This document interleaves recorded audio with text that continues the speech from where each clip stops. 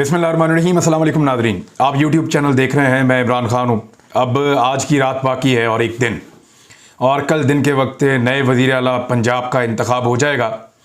परवेज़ लाई के इम्कानात बहुत ज़्यादा बढ़ गए हैं। इस वक्त जो इत्तलात हैं, इमरान खान साहब ने भी खिताब किया है पर्ल कॉन्टीनेंटल होटल माल रोड के ऊपर जो है, बिल्कुल ये पंजाब असम्बली से करीब है।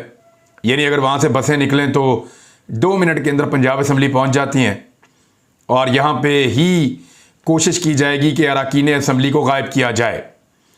4 बसों के अंदर सारे के सारे लोग भर के पहुँचाए जा सकते हैं बड़े आराम से, और फिर पंजाब असम्बली के अंदर वोटिंग हो सकती है।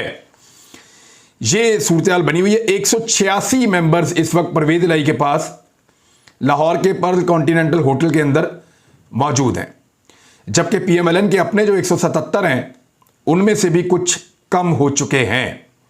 PTI के कुछ बंदे अगर गायब हुए हैं तो आज़ाद उम्मीदवार उनके साथ आकर जुड़ गए हैं, तो इस तरह उनकी तादाद ज़्यादा हो गई है।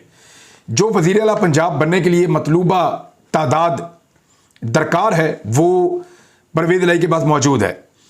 परवेज़ लाई को इमरान खान साहब अब तारीफ़ें कर रहे हैं, माजी में उनकी तनकीद भी करते रहे हैं, लेकिन इमरान खान साहब ने उनकी तारीफ़ें शुरू कर दी थी उस वक्त जब वो पंजाब का इलेक्शन लड़ रहे थे, या 2018 का इलेक्शन लड़ रहे थे। वो पहले ही उनके साथ इत्तेहाद में चले गए थे, और परवेज़ लाई को शहबाज शरीफ से बेहतर वज़ीर आला उन्होंने पहले भी करार दिया था। लेकिन बहुत माजी में आप जाएं तो इमरान खान साहब परवेज़ लाई पे परवेज़ मुशर्रफ के दौर में तनकीद भी करते रहे हैं। यही परवेज़ लाई इनको नून लीग ने भी ऑफर किया कि आप वज़ीर आला पंजाब बन जाएं, हम आपको वोट डाल देते हैं। तब ये बिल्कुल ठीक थे, और अब जब इमरान खान की पार्टी इनको वज़ीर आला पंजाब बना रही है तो नून लीग को अब ये अच्छे नहीं लग रहे, और सोशल मीडिया के ऊपर कंपेन की जा रही है। मैं ज़ाती तौर पर परवेज़ लाई के वज़ीर आला बनने के इसलिए खिलाफ हूं कि उनकी पार्टी से ताल्लुक ही नहीं है, और 10 सीटों के साथ वज़ीर आला पंजाब बनने जा रहे हैं। लेकिन अब ये चॉइस है पाकिस्तान तहरीक इंसाफ की, इसके अलावा उनके पास कोई ऑप्शन नहीं है मेरे ख्याल में। तो पाकिस्तान तहरीक इंसाफ का वज़ीर आला पंजाब जो है वो मेरी नज़र में होना चाहिए था, लेकिन अब ऐसा हो नहीं सकता, और इस नाम के ऊपर सबका इत्तफाक हो गया। इमरान खान साहब ने सबसे बात भी की है। उन्होंने कहा कि काबिल फ़ख्र हैं आप सारे लोग जो 186 लोग वहाँ पर बैठे हुए थे, कि आपने धौंस और धांधली और लालच के बावजूद ना झुकने का फैसला किया। मुल्क को अजीम बनाएंगे, करप्शन से पाक बनाएंगे। फिर उन्होंने याद दिलाया कि 25 मई को ख़वातीन और बच्चों के ऊपर जुल्म किया गया है। इमरान खान साहब उस दिन को नहीं भूल रहे। मैंने आपसे कहा था ना, इसका हिसाब लिया जाएगा। वो तमाम पुलिस वाले, वो ब्यूरोक्रेट्स, उनकी लिस्टें बन चुकी हैं। बड़े अच्छे ब्यूरोक्रेट्स हैं जिन्होंने शहबाज शरीफ की और हमजा शहबाज की खिदमात में दिन रात एक करते हुए पाकिस्तान तहरीक इंसाफ के कारकुनों के ऊपर जुल्म और सितम के पहाड़ तोड़ दिए थे। उनको अगर निशाने इबरत ना बनाया तो ये ब्यूरोक्रेसी और पुलिस आइंदा भी इसी तरह इस्तेमाल होती रहेगी। इन सब के ऊपर इंक्वायरियां बैठेंगी, इन सब के ऊपर जो है वो तहकीकात होंगी, कुछ की नौकरियां चली जाएंगी, कुछ को जो है वो उनकी फाइल्स के ऊपर बाकायदा लिखा जाएगा कि सियासी मकासद के लिए इन्होंने हथकंडे इस्तेमाल किए और पॉलिटिकल एजेंट्स का किरदार अदा किया इन्होंने ब्यूरोक्रेसी में रहते हुए या पुलिस में रहते हुए। और कुछ पुलिस वालों की तो मुझे साफ दिखाई दे रहा है कि नौकरियां ही चली जाएंगी जो शाह से ज्यादा शाह के वफादार बन रहे थे। इमरान खान साहब ने एक और इशारा भी किया है। उन्होंने कहा कि बुज़दार ने कहा था कि जब आप कहेंगे मैं इस्तीफा दे दूंगा। अब इमरान खान साहब यही चाहते हैं परवेज़ लाई से भी कि जिस वक्त इमरान खान साहब कहें वो असम्बलियां तहलील कर दें, और यह बहुत ज़रूरी है इमरान खान साहब के लिए। वजह यह है कि उनके पास आखिरी हथियार होगा पाकिस्तान में इंतखाबात करवाने का। पाकिस्तान की हालत ऐसी है कि इंटरबैंक में डॉलर जो है वो 230 रुपए क्रॉस कर गया है। स्टॉक मार्केट जो है वो क्रैश कर गई है। लगातार कई दिनों से स्टॉक मार्केट के अंदर लोगों के अरबों रुपए डूब रहे हैं। डॉलर की वजह से लोगों के अरबों रुपए का नुकसान हो रहा है। सिर्फ चंद अरब का इलेक्शन बचाने के लिए और यह कहने के लिए कि पैसा बहुत लगता है इलेक्शन पे, सिर्फ चंद अरब का एक इलेक्शन बचाने के लिए सैकड़ों अरब का नुकसान कर दिया इस कौम का, पाकिस्तान के चलाने वाले ताकतवर लोगों ने। और वो सिर्फ एक बहाना था, इमरान खान को एक्चुअली निकालना था, क्योंकि इमरान खान वो नहीं मान रहा था जो ताकतवर बल्कि उसको कह रहे थे। ना इमरान खान इंडिया के साथ ताल्लुकात को नॉर्मलाइज करना चाह रहा था, क्योंकि उनका यह कहना था कि जब तक के कश्मीर के मामलात को इंडिया वापस 5 अगस्त वाली सूरत हाल से पीछे नहीं ले आता, तब तक तो मैं इंडिया के साथ ताल्लुकात नॉर्मलाइज नहीं करूंगा। वो कहता था मैं अमेरिका को अड्डे नहीं दूंगा, पाकिस्तान को दोबारा एक नई जंग के अंदर नहीं धकेलूंगा। मुझे पाकिस्तानियों की जान की फिक्र है। वो ये कहता था कि हमारा एक कौमी मौक़िफ़ है कि फ़लस्तीनियों की आज़ादी के बगैर हम इसराइल के मामले के ऊपर एक कदम आगे नहीं बढ़ सकते जब तक कि फ़लस्तीन एक आज़ाद और ख़ुद मुख्तियार रियासत के अंदर फ़लस्तीनी सांस ना ले रहे हों। दीगर बहुत सारी चीज़ें थी। इस्लामोफोबिया के ऊपर वो बात करते थे, नामूस रसालत के ऊपर वो बात करते थे, अथॉरिटीज़ बना रहे थे रहमतुल लिल आलमीन की, और यकसा निज़ाम तालीम देने की कोशिश कर रहे थे। ये वो सारी चीज़ें, और पाकिस्तान की इकॉनमी बेहतर हो रही थी। रशिया और चीन के साथ वो ताल्लुकात बना रहे थे। तो आलमी सतह के ऊपर भी और पाकिस्तान के अंदर भी ऐसी ताकतें मौजूद थीं जो चाहते थे इमरान खान ये सारा कुछ ना करे, इसलिए उसको निकाल दिया। अब अवाम बिगड़ गई है। याद रखिएगा, कोई न्यूट्रल नहीं हुआ, ना कोई न्यूट्रल होना चाहता है। न्यूट्रल होना पड़ जाता है, न्यूट्रल होना पड़ जाता है। वजह क्या है? यानी इस मरतबा भी बहुत कोशिश की गई कि हमजा शहबाज की वजारत आला बचाई जाए, लेकिन फिर 11th आवर में आकर या आखिरी वक्त में आकर वो टेलीफोन लाइन अवाम ने काट दी जहां से टेलीफोन आते थे। यानी अवाम ने वो टेलीफोन लाइन अपने दबाव से, अपने शऊर से, अपनी ताकत से वो काट दी। तमाम ताकतवर हलकों को न्यूट्रलाइज कर दिया अवाम ने, क्योंकि अवाम का गुस्सा सबके सामने था। इस वक्त हमजा शहबाज और उसके सारे बड़े सर जोड़कर बैठे हैं कि पैसे तो हमारे पास हैं, लेकिन वो लाइन में असर नहीं है जहां से टेलीफोन वो करवा सकते थे, क्योंकि अवाम ने वो लाइन बंद करवा दी है। इस वक्त पाकिस्तान का सियासी माहौल डिक्टेट कर रहा है। पाकिस्तान के अंदर जो सियासी टेम्परेचर है, या पाकिस्तान के अंदर जो एक सियासी माहौल बना हुआ है, वो माहौल खुद डिक्टेट कर रहा है पाकिस्तान के सियासतदानों को। अब उनको कोई टेलीफोन कॉल से डिक्टेट नहीं कर सकता। उन्हें पता है वापस अपने घर जाएंगे, लोग लोटे मार मार के तबाह कर देंगे। उन्हें पता है कि यह मुल्क छोड़ना पड़ जाएगा अगर इस वक्त उन्होंने अवामी उमंगों के खिलाफ कोई फैसला किया तो। लोग गुस्से में हैं, लोग बिगड़े हुए हैं। नॉर्मली लोगों का इलेक्शन के अंदर कोई दिलचस्पी नहीं होती। कराची में लोग धरना देकर बैठ गए हैं, हजारों की तादाद में लोग सड़कों पर एहतजाज कर रहे हैं। वो ये कह रहे हैं इलेक्शन करवाओ, भागते क्यों हो? वो कौमी असम्बली की सीट जो आमिर लियाकत हुसैन के इंतकाल की वजह से खाली हुई, वहां पे भी इलेक्शन करवाओ।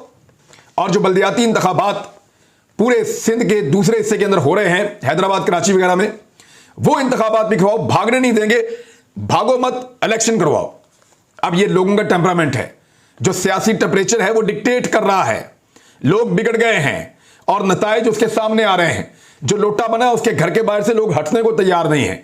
लोटे लेकर वहां खड़े और तादाद बढ़ती चली जा रही है। इमरान खान साहब लिबर्टी चौक में पहुंचे, वहां किस तरीके से लोग मौजूद थे, पूरे पाकिस्तान में किस तरीके से लोग निकले हैं। लोगों का गुस्सा भी सामने आ रहा है।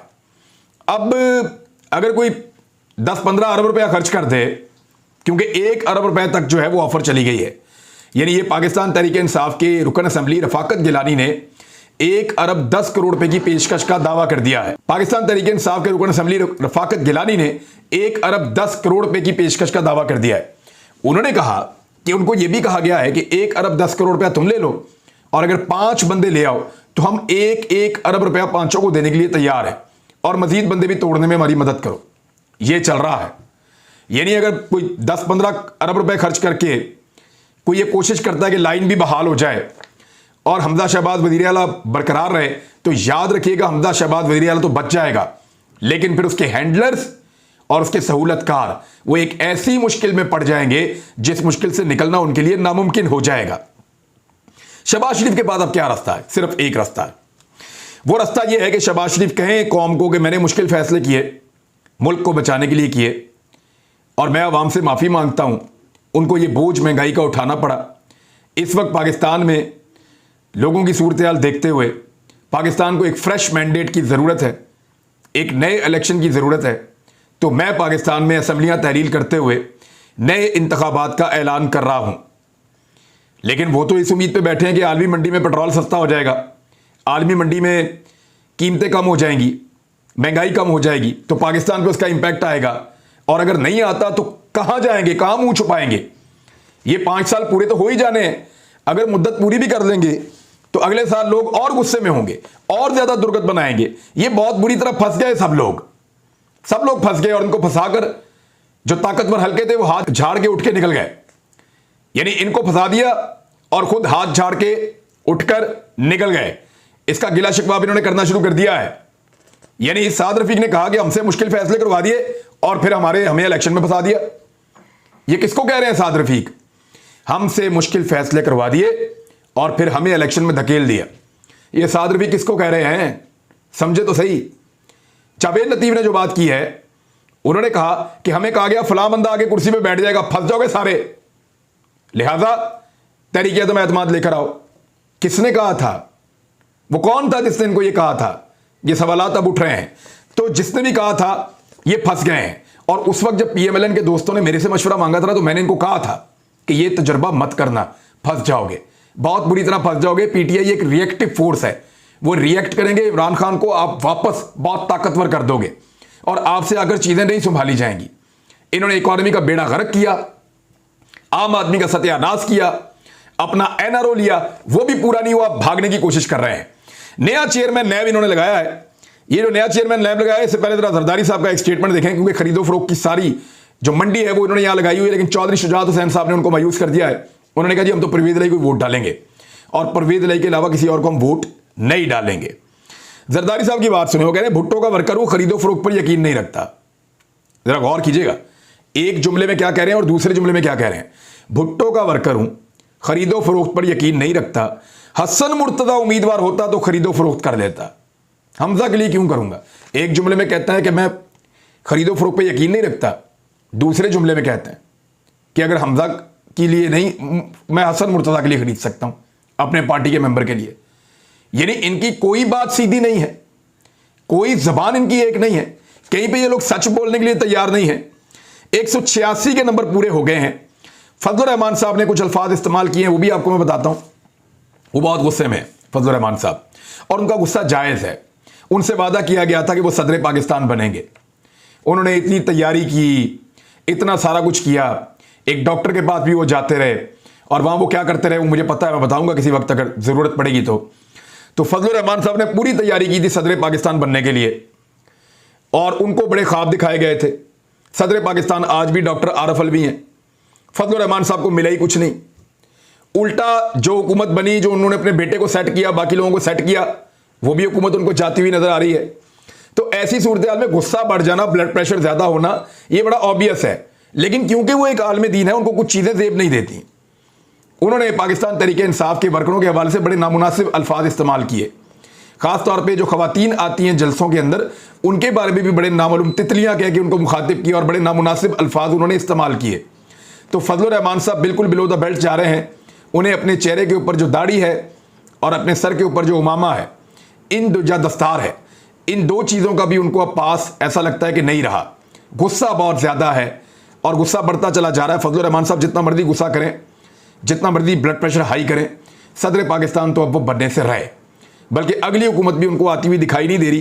खैबर पख्तूनख्वा में उनकी बड़ी खौफनाक दुर्गत बनने वाली है, क्योंकि अभी पाकिस्तान तहरीक इंसाफ के एक एमपीए ने एएनपी की जीती हुई सीट के ऊपर 13 मुखालिफ पार्टियों को हराकर, यानी 13 मुखालिफ पार्टियां थीं जिनको हराकर पाकिस्तान तहरीक इंसाफ का अकेला बंदा जो है वो मालाकंड से कामयाब हुआ है।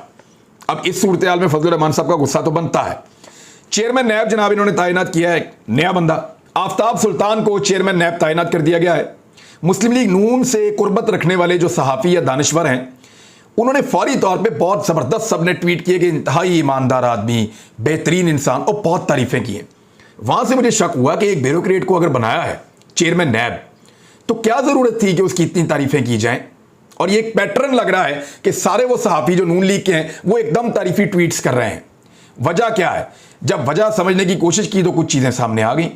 एक तो ये वज़ीर आज़म और राजा रियाज दोनों ने मिलकर लगाया। राजा रियाज का तो बीच में नाम ही है, और ये एक्चुअली शहबाज शरीफ साहब ने खुद ही लगाया अपनी मर्जी का चेयरमैन नैब। और इनका ताल्लुक पहले पुलिस सर्विस से था, फिर पुलिस के आला ओहदों पर रहे, फिर आईबी के डायरेक्टर जनरल भी रहे, और इनको अच्छे ओहदे हमेशा नून लीग और पीपल्स पार्टी के दौर में मिलते रहे हैं। यानी नून लीग और पीपल्स पार्टी के दौर में इंटेलिजेंस ब्यूरो के सरबराह भी ये रहे हैं। परवेज मुशर्रफ के दौर में ये डीआईजी सरगोदा के ओहदे के ऊपर रहे हैं, और उनके दौर में आफ्ताब सुल्तान को परवेज मुशर्रफ साहब के दौर में मुअत्तल भी किया गया था।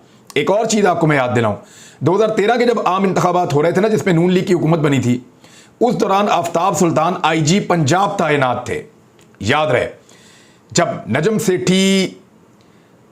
सेठी याद आपको 35 पेंशन वाली बात भी हुई थी, जब नजम सेठी निगरान वज़ीर आला पंजाब था, उस वक्त आफ्ताब सुल्तान आईजी पंजाब थे और इन्होंने मिलकर पंजाब के अंदर फिर जितनी खिदमत की थी, आपको पता है PMLN की, तो उसका कोई ना कोई तो रिवॉर्ड मिलना था। नवाज शरीफ साहब के शरीक मुलजिम भी रहे हैं, यह भी एक इंकशाफ है। नवाज शरीफ के शरीक मुलजिम रह चुके हैं। दोनों के खिलाफ नैब ने अक्टूबर 2020 में रेफरेंस मंजूर किया था, मगर वो दायर नहीं हो सका। यानी नैब के खुद मुलजिम हैं, यानी इनके ऊपर नैब के अंदर खुद इल्ज़ाम है, नैब ज़दा है और नैब के ही चेयरमैन इनको लगवा दिया गया है। नैब के मुताबिक कौमी खजाने को 1952 मिलियन रुपए का नुकसान इन्होंने पहुंचाया था और ये मेरे सामने एक प्रेस रिलीज भी नैब की मौजूद है। इसमें जो नाम लिखे हुए हैं उसमें यह है कि मियां मोहम्मद नवाज शरीफ साबिक वज़ीर आज़म, एजाज अहमद चौधरी साबिक सेक्रेटरी खारजा, आफ्ताब सुल्तान साबिक DGIB और फवाद हुसैन फवाद साबिक प्रिंसिपल सेक्रेटरी वज़ीर आज़म के खिलाफ बदनुमानी का रेफरेंस दायर करने की मंजूरी दे दी गई। ये 22 अक्टूबर 2020 का नैब का एक प्रेस रिलीज है जो मैं आपको पढ़ के सुना रहा हूं।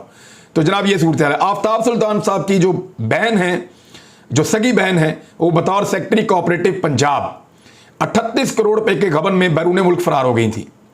यानी इनकी अपनी बहन बैरून मुल्क फरार हो गई है 38 करोड़ रुपए के गबन में, और कोऑपरेटिव हाउसिंग सोसाइटी और फार्म हाउसेज स्कीम में करोड़ों रुपए हड़प करके सरोश सुल्तान लंदन फरार हो गई थी। तो जनाब ये उनका चट्टा कट्टा कुछ निकला है, कुछ और चीजें भी निकलेंगी। अजहर सिद्दीक साहब ने कहा है कि वो इसको अदालत में चैलेंज करेंगे, इस तैनाती को करना भी चाहिए इस किस्म की चीजें जब निकल रही हैं। तो अब तक के लिए इतना ही, अपना ख्याल रखिएगा, अपने चैनल का भी। अल्लाह हाफिज़।